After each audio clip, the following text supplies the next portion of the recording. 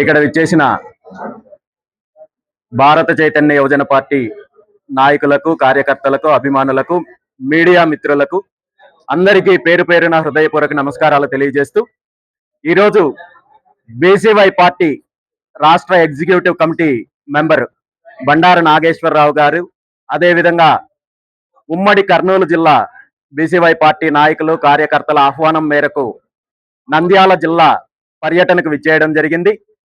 ఇందులో భాగంగా ఉదయము అహోబిల క్షేత్రం సందర్శించి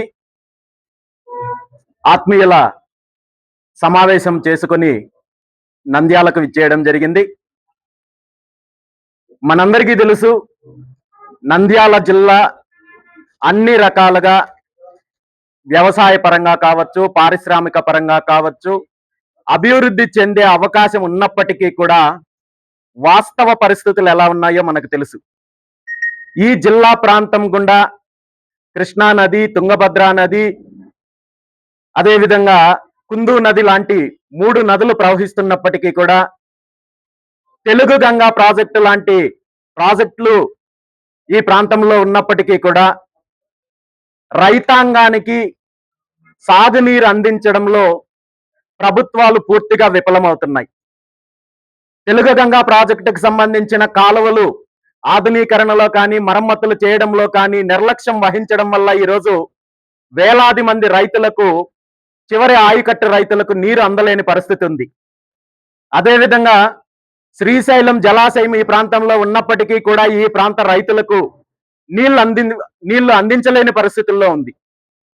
ప్రతి సంవత్సరం కుందు నదికి వచ్చే వరదల ద్వారా వందలాది గ్రామాలు ముంపుకు గురవుతున్నాయి, వేలాది ఎకరాల పంటలు నష్టపోతున్నప్పటికీ కూడా దీనికి శాశ్వత పరిష్కారం చూపించడంలో ప్రభుత్వాలు పూర్తిగా విఫలమవుతున్నాయి.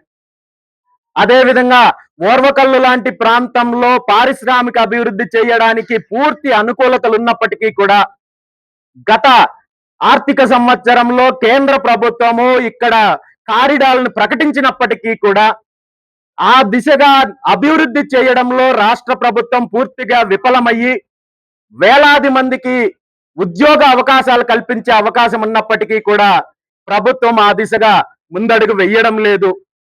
మరి ఈ జిల్లాకు సంబంధించిన ప్రజాప్రతినిధులు ఏం చేస్తున్నారంటే, వీళ్ళు ఇసుక దందాలు చేయడంలో బిజీగా ఉన్నారు, అక్రమ మైనింగ్ చేయడంలో బిజీగా ఉన్నారు, అదేవిధంగా అక్రమ లిక్కర్ వ్యాపారం చేయడంలో బిజీగా ఉన్నారు, శ్రీశైలము అదేవిధంగా మిగిలిన పుణ్యక్షేత్రాల్లో దందాలు చేయడంలో బిజీగా ఉన్నారు.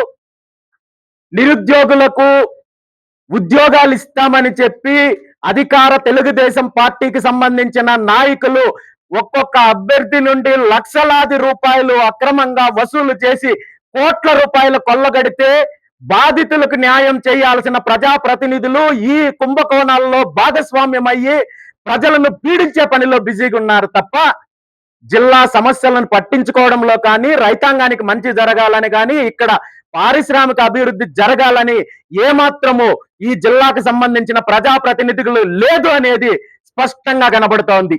అందుకే ఈ సందర్భంగా నంద్యాల జిల్లా ప్రజలను నేను ఒకటే కోరుకుంటున్నాను, ఈ 2 పార్టీలకు అవకాశం ఇచ్చారు. గత 30-40 సంవత్సరాల నుండి వీళ్ళ దోపిడీ, వీళ్ళ ఫ్యాక్షనిజము, వీళ్ళ అరాచకాల వల్ల వీళ్ళు బాగుపడ్డారు, వీళ్ళు అవినీతి చేయడానికి అవకాశం వచ్చిందేమో కానీ ఈ ప్రాంతానికి కానీ ఈ జిల్లాకి కానీ ఒరిగింది ఏమీ లేదు. కాబట్టి వచ్చే స్థానిక సంస్థల ఎన్నికల్లో బీసీవై పార్టీకి మద్దతు ఇవ్వండి.